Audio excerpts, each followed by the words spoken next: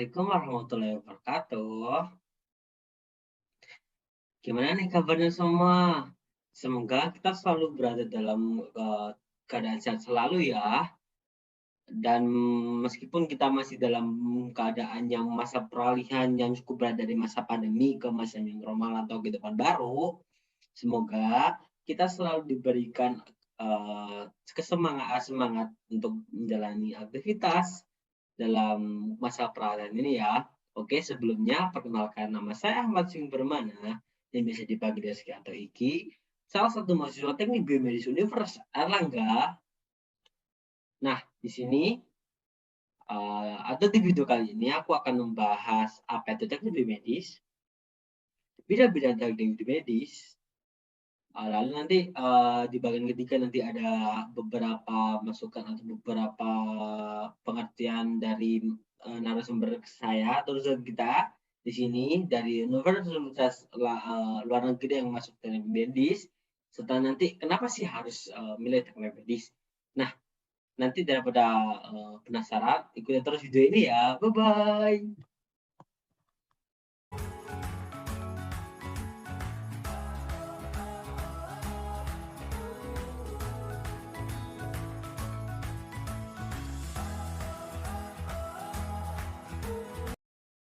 Teknik biomedik atau biomedical engineering adalah bidang multidisiplin yang mengaplikasikan sains dan teknologi untuk memecahkan masalah dalam bidang kedokteran. Teknik-teknik ini digunakan untuk mengolah informasi medis dalam rangka membantu prosedur medis dengan tujuan untuk meningkatkan kualitas kesehatan. Informasi medis yang dapat diolah bisa berupa sinyal visuologi seperti sinyal jantung atau elektrograf, kemudian sinyal otak atau sinyal elektroencephalograf, kemudian citra medis seperti citra X-ray, fingerprint, citra MRI, dan lain-lain. Teknik biomedis mempunyai bidang ilmu yang sangat luas. Beberapa disiplin ilmu tersebut antara lain biomaterial, biomedical instrumentation, biomedical signal processing, clinical engineering, medical and biologist analysis, biosensors, physiology model simulation dan control, brain computer interface atau brain computer, dan bio-nanoteknologi. Bidang-bidang dalam teknologi ini akan selalu berkembang seiring dengan semakin meningkatnya kesadaran dan akan kesehatan dan keinginan untuk mensehatkan manusia itu sendiri. Seorang biomedical engineer diharuskan memiliki dasar sains seperti matematika, fisika, kimia, biologi, dan ilmu-ilmu kedokteran, serta dalam dasar-dasar keteknikan engineer seperti teknik elektronika, mekanika, kendali, telekomunikasi, dan ilmu-ilmu komputer. Selain itu, harus memiliki pengetahuan tentang bidang sosial, karena sebagai bidang ilmu multidisiplin, teknik biomedis memerlukan kerjasama yang sinergis dengan berbagai ilmu disiplin serta ahli-ahli lainnya. Contohnya forensik, profesional medis, praktisi insinyur, dan bidang-bidang ahli-ahli lainnya. Daripada bingung, mari kita simak penjelasan dari teman-teman kita ataupun narasumber kita yang menempuh studi biomedical engineering di berbagai universitas dunia. Selamat menyimak ya.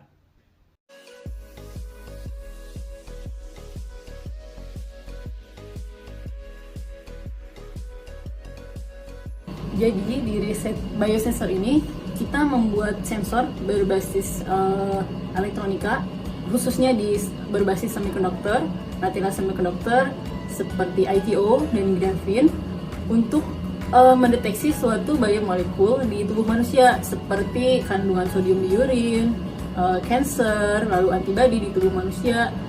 Contoh pengaplikasian dari biosensor yang sering kita temui adalah sensor glukos, lalu sensor COVID yang sudah banyak beredar di Indonesia seperti Genus dan alternatif lainnya.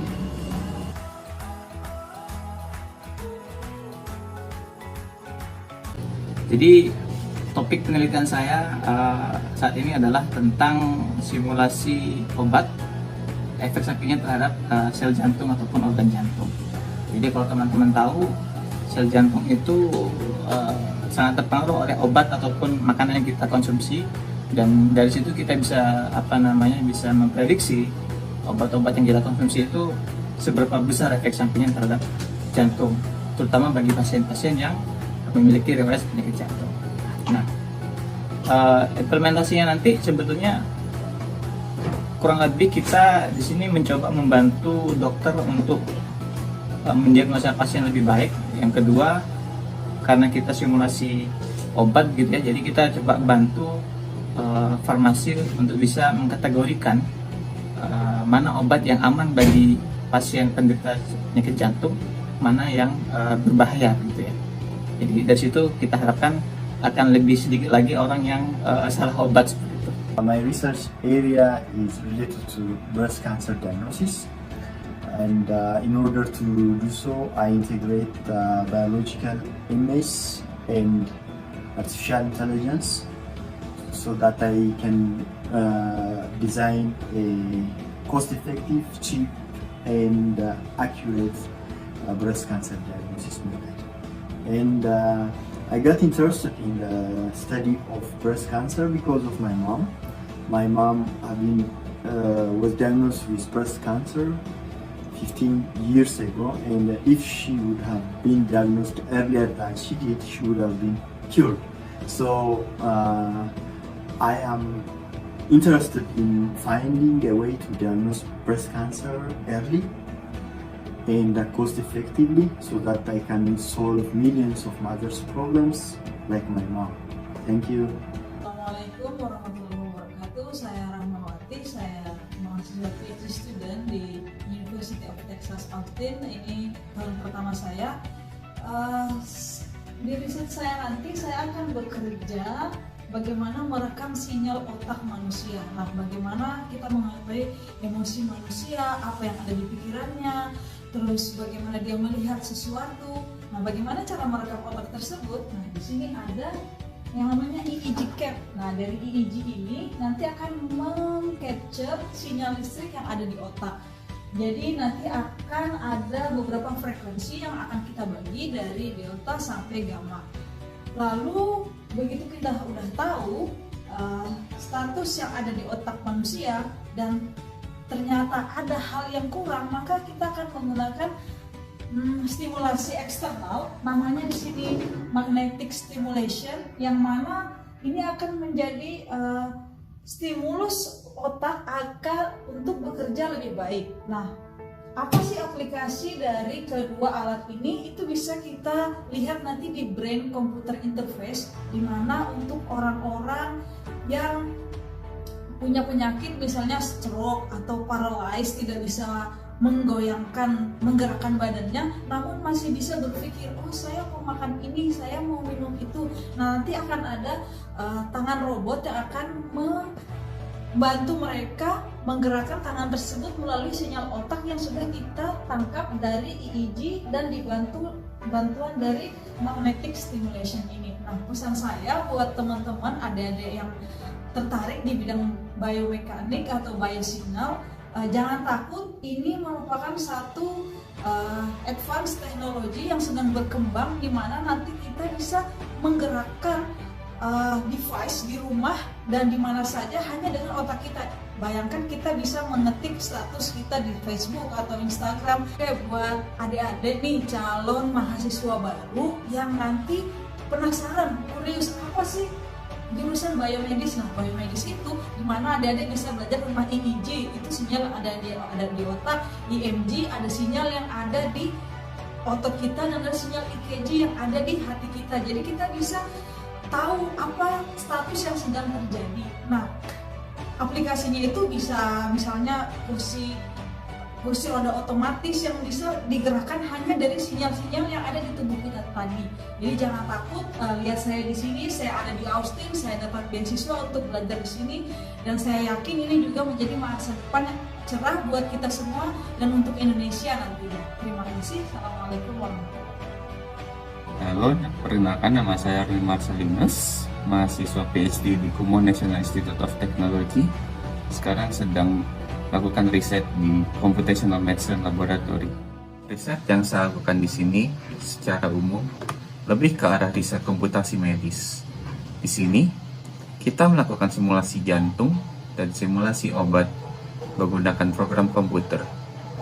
Dengan metode ini, kita tidak perlu lagi melakukan eksperimen jantung tanpa bergantung dengan organ jantung yang asli. Selain itu, kita juga melakukan riset untuk simulasi obat jantung. Kami melakukan simulasi tersebut untuk memprediksi tingkat letalitas obat jantung yang biasa muncul sebulan setelah pengkonsumsian. Simulasi obat tersebut berguna untuk mencegah terjadinya kelainan yang tidak bisa diprediksi dari awal konsumsi.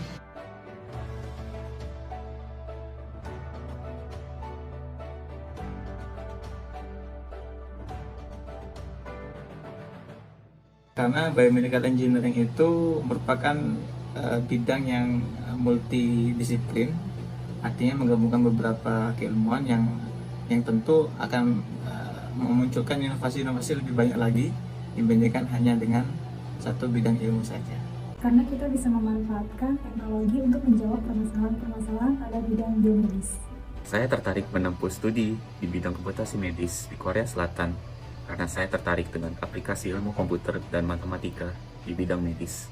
Selain itu, bidang komputasi medis sedang berkembang pesat di Korea Selatan, sehingga saya ingin merasakan langsung bagaimana melakukan riset komputasi medis di negeri ginseng ini.